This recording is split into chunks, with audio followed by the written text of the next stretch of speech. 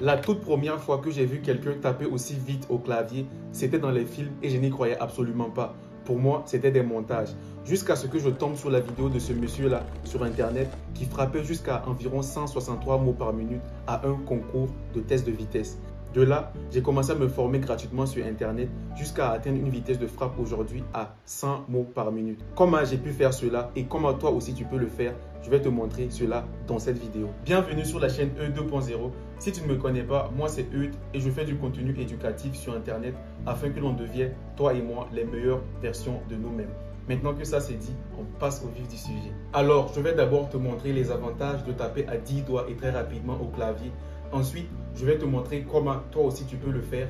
Et enfin, je vais te donner des astuces très importantes afin d'optimiser cette compétence-là. Le tout premier avantage lié à la compétence de taper très vite au clavier et surtout à 10 doigts est que cela booste la productivité.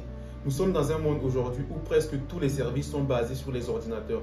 Et savoir taper plus vite au clavier fera une différence énorme entre toi et les autres personnes. D'après les données, une personne moyenne tape environ 40 à 45 mots par minute au clavier, ce qui n'est déjà pas mal. Et un dactylographe professionnel tape environ 80 mots ou plus au clavier. Imagine-toi un peu pouvoir atteindre cette vitesse de frappe-là afin de pouvoir booster ta productivité. Que ce soit pour les messages, la rédaction des projets, les résumés de cours, bref, tout ce que tu fais au quotidien, cette compétence-là sera très utile lorsque tu auras utilisé un ordinateur. Et le deuxième bénéfice lié à cette compétence, c'est que ça développe la créativité. Le fait d'écrire très rapidement au clavier permet de traduire directement les pensées en écrit au clavier sans avoir des pertes d'idées, sans avoir des pertes de données. Lorsque l'on écrit au clavier et qu'on doit tout le temps regarder le clavier et regarder l'écran, regarder le clavier et regarder l'écran, cela fait perdre beaucoup de temps et également de productivité. D'autant plus que cela fait oublier certaines pensées parce que nous n'arrivons pas à écrire à la vitesse dans laquelle nous pensons. Maîtriser cette compétence-là vous rendra créatif sur tout ce que vous faites lorsqu'il s'agit d'utiliser un clavier. Un autre avantage lié au fait d'écrire rapidement au clavier est que c'est très intéressant et en plus c'est impressionnant.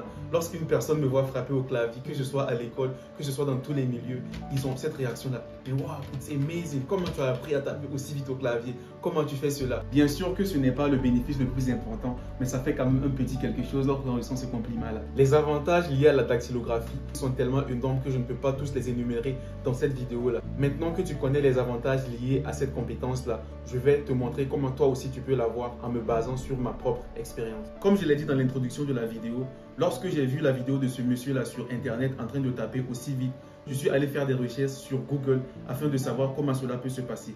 Donc j'ai rencontré beaucoup de sites Internet. D'abord, le premier site que j'ai rencontré qui m'a beaucoup aidé s'appelle Dactylo Cours. Je mettrai le lien dans la description pour que vous puissiez aller regarder plus tard. Il y a également d'autres sites comme Ratatype et 10 Typing Finger.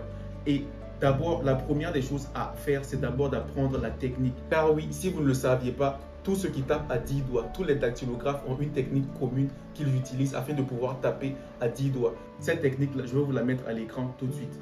La position de base est la suivante. D'abord, votre premier index doit se positionner sur le J. Vous remarquerez sur votre clavier que sur le J, il y a une barre ici pour montrer que c'est là-bas la place repère. Et le deuxième doigt de la main gauche, l'index doit se positionner sur le F. C'est là aussi le deuxième repère. D'au-delà, lorsque vous aurez vos deux doigts sur ces repères-là, vous pourrez déployer vos doigts là et vous pourrez ensuite switcher vers les lettres d'en haut et les lettres d'en bas. Dans la formation, vous verrez exactement comment cela se passe. C'est juste pour un aperçu. Lorsque vous aurez maîtrisé la technique, vous serez encore bien lent sur ce site-là, Dactylo Cours. Il propose les meilleurs cours pour apprendre ces techniques-là. Lorsque vous aurez maîtrisé la technique, afin de vous entraîner de manière efficiente, allez-y sur le site que je vais vous montrer, 10 Typing Finger, celui-là, et essayez de taper. Au début, essayez de taper lentement. Vous verrez que votre vitesse de frappe au début sera plus lente que lorsque vous tapiez à deux doigts. Mais ça, c'est seulement le temps que le cerveau puisse assimiler la technique et pouvoir mettre la vitesse avec le temps. Allez-y doucement et ne regardez pas le clavier. Animal, right, got. Au début, ne vous préoccupez pas du tout de votre vitesse de frappe. Essayez plutôt de chercher la précision. Rien qu'en faisant cela régulièrement, ne serait-ce que quelques minutes par jour, vous allez vous améliorer significativement dans votre vitesse de frappe. Maintenant, je vais vous donner des astuces très importantes afin d'optimiser votre vitesse de frappe au clavier. La toute première astuce afin d'optimiser la vitesse de frappe, c'est de savoir comment corriger les erreurs assez rapidement et de manière efficace. Par exemple, si je veux écrire « Je m'appelle Jean Eudes. Et que par hasard, par mégarde, je me trouve à écrire Iout. Si je veux corriger cela, au lieu de revenir effacer étape par étape, petit à petit, comme ce que tout le monde l'aurait fait, il y a une meilleure méthode de pouvoir faire cela. Si je me suis rendu compte que j'ai fait une erreur et que je vais effacer, si je me rends compte que j'utilise la touche espace plus de 2 fois et une commande, j'appuie sur option et effacer. Ça efface entièrement le mot. Option effacer, option effacer, option effacer. Ça, c'est sur MacBook. Mais si vous voulez le faire sur Windows, il y a également contrôle effacer pour Windows. Vous appuyez sur contrôle et effacer simultanément et ça efface un mot à la fois. Le simple fait de pouvoir corriger rapidement les erreurs permet d'augmenter considérablement la vitesse de frappe. Parce que nous sommes des hommes, même si tu as la technique, tu vas sûrement faire des erreurs à des fois. Donc si tu as une bonne méthode pour régler ces problèmes-là, ça va augmenter significativement ta vitesse de frappe. La deuxième astuce afin d'optimiser cette technique-là et de pouvoir augmenter sa vitesse de frappe, c'est de tout le temps pratiquer. De pratiquer régulièrement sur le site 10 Typing Finger de préférence, parce que c'est celui que j'utilise le plus souvent. Sinon, il y a aussi Ratatip. Il y a énormément de sites en ligne qui vous permettent de pratiquer régulièrement. Et pratiquer régulièrement fera une grande différence. Et vous verrez que vous n'avez même pas besoin de pratiquer toute une journée. Vous avez juste besoin de pratiquer 5 minutes par jour, 10 minutes par jour et de voir votre vitesse de frappe augmenter au fur et à mesure. Bien sûr qu'il y aura des moments où la vitesse de frappe augmente et d'autres moments où la vitesse de frappe diminue. Mais avec le temps, vous avez une bonne moyenne de progression. Ça, je vous l'assure. Et la troisième astuce, afin de pouvoir maîtriser cette compétence-là et de l'optimiser, c'est de tout le temps garder en tête que vous ne devez jamais regarder le clavier lorsque vous tapez.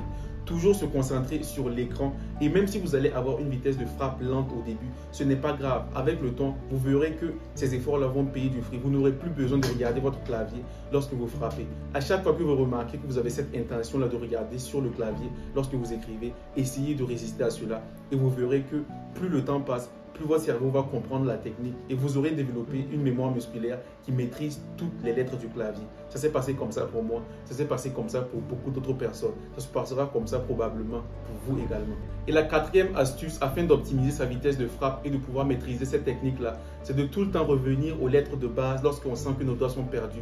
Ne pas regarder sur le clavier lorsque l'on ne sait plus où nos doigts sont, mais de toujours chercher les lettres repères qui sont le F et le J et de tout le temps revenir à la position de base afin de recommencer à écrire normalement. Cette technique-là, elle est très importante, je vous le dis. Vous allez pouvoir écrire plus rapidement.